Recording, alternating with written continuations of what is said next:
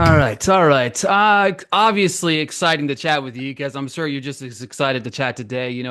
I do have done all the exit interviews, and this one, obviously, the one I'm most excited about. I want to start by saying this. I love sharks too, okay? You guys can't be the only ones that like sharks. I like them too. And the fact that single-handedly basically won you this competition is absolutely beautiful. But let's rewind a little bit, Haley. Take me behind picking of Carly Natalie to be your sidekicks in this journey.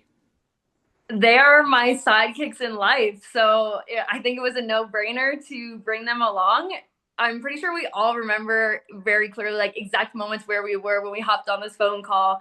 I was sitting in my van in this field and I found out this was happening and I needed a team. So I called up Natalie and I was like, all right, I know you can't take off work, but I'm going to ask anyway. La, la. And I never expected she would be like, yeah, we're going to figure this out. So I was like, oh, okay. And then we said, well, who's the third person? And I think it was like a 2 second pause. And I was like, Carly. And Natalie was like, you're right. I'll call her. And it was like one thing to another. It all just kind of came together, but absolute no brainer. Carl and Natalie, you two were probably my favorite duo in headquarters just because you guys knew that it was a game, right? You guys knew that there was strategy involved. You knew that there was going to be some cutthroat. Carla, first to you. At what point did you start seeing headquarters as just as much as a gameplay as it was for looking after Haley?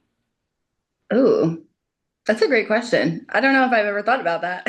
I mean, Hale was always our priority. So I think going into the game, like we knew to start, nobody knew anything. So it was just like doing what we could to supply her what we could. But I would say probably when we got down to about like 8 people, maybe about halfway, it was like, okay, in order to look out for Haley, we need to look out for ourselves and create friends and, try to really play the game. And, neither one of us have ever done anything like this. And, we didn't really study strategy or anything like that. So I think we really just led with love and that helped us create really strong friendships and alliances. And then we were like, well, we'll see how long we could keep them.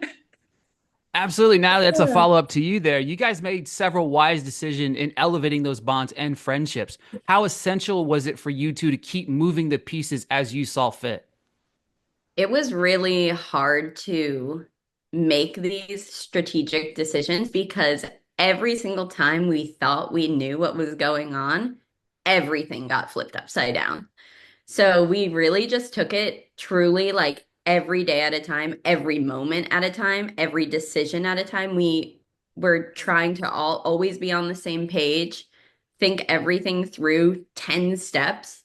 We hate being like, what if, but we needed to kind of think ahead at all times. And it was really hard to separate your emotions and these bonds you're having with these people because you're living together and spending an insane amount of time together and you're making real friendships with them, but then you need to know that at the end of the day to win, you may need to put that on the back burner, which was incredibly difficult. But we just focused on staying on the same page and making sure that we were supporting Haley because no matter what decision we made, we knew that it needed to be about Haley.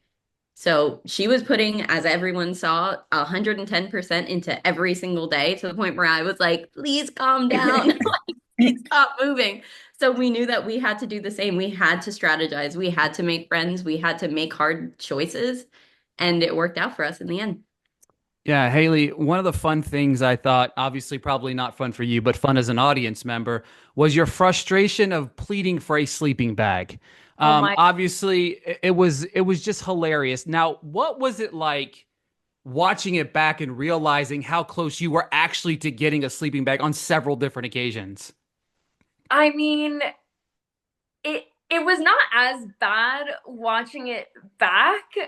The issue that I had out there was at the swim trial when I learned that everyone else had them.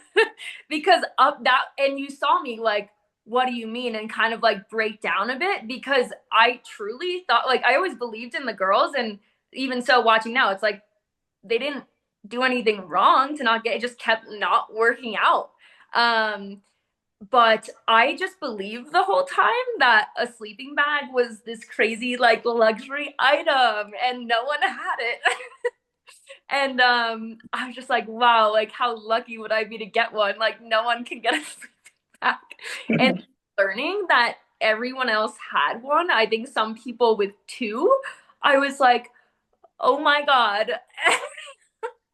And then that's when it became every day. I was like, we're getting the sleeping bag. And it just didn't happen to the point where after everything was over, Dr. John gave me a sleeping bag. Love Dr. John.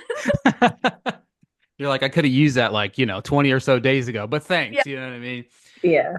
Uh, And I had like a really masterful burrito system going on with my blanket. Yeah, and I think one follow up back to you, Haley, is one of the interesting things as you kind of unpacked, we see the big shift of having to move your campsite. How tough was that? Obviously, from a viewer perspective, we understand in a way, but living that, how tough was it to kind of go through that, and how almost defeating was it for you? It was not almost defeating. It was incredibly defeating. It was absolutely devastating. And you see that when you see my jaw on the floor and just like I'm catching flies, my mouth's wide open for when we learn that we have to leave and start over from everything that we've worked for and created. And that was an ongoing process the whole time of making improvements and like setting yourself up for as much success as you can have. So the one thing that devastated me a lot too is it took me a while to feel proud of my shelter. I'm definitely very hard on myself where I'm like, oh, this could be better, that could be better, and like finding the issues with it. And so finally, like I had it to a place where I was like, this is a pretty kick-ass shelter, and it was. I absolutely killed myself over it. And it came to feel like a little home, truly. Like I had area, like a little neighborhood in my area of the woods. I would be like, I'm going to the tree graveyard, and I had like little zones, and it becomes your home. And to have to abandon that shatters your spirit. So it was really tough.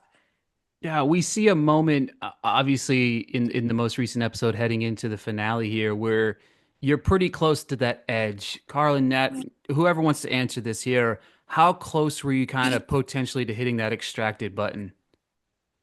We were never going to hit the button until she said, hit the button. So I was not, we actually hid the card from ourselves. I hid it from Carly and then I forgot where I put it, truthfully. So I never thought about hitting the button. I just knew that I had to be there for every single moment that Haley was on that screen and her audio was working. I had to be glued to that headset to hear if she was at that breaking point because you could see even like the day leading up to that, no food, no, like there was nothing good happening. Yeah. It was just kind of keeping on, and we were at the point where like how much longer can they just keep doing this? And then with the whole relocation, I knew that that was going to potentially be a breaking point for people, and watching them have to destroy their own shelters that they just worked a month to make and call home and make comfortable, it just like was the most heartbreaking thing to watch. So I knew I wasn't going to extract her until she said it, but I was glued to that headset in case she did. Yeah, Yeah. final question to you, Haley. What does this mean what does this win mean to you? Oh, it's really hard to put words to something like that. Of course, the money is life changing for all of us, and we are so grateful for it. But I think from the beginning, it was never about that for us, and it was really about this quest and adventure. And I love going on side quests, uh, and especially something like this was kind of the ultimate trial for me of like what am I capable of? What is the human spirit capable of? And just facing those barriers and pushing past them, which there were so many of throughout the entire competition, but being able to win really was that. And especially like after being in such a physically weak state, just like the night before and going into that final trial, is huge for me to see not only what I can do, but as a unit, as a team, what we're capable of accomplishing. And I don't think there was anything that could have stopped us. So it was really incredible just to be able to experience that and see it all kind of come together after we put in all the work. All right, ladies, that was my time. Thank you so much. I'm very, very happy y'all won.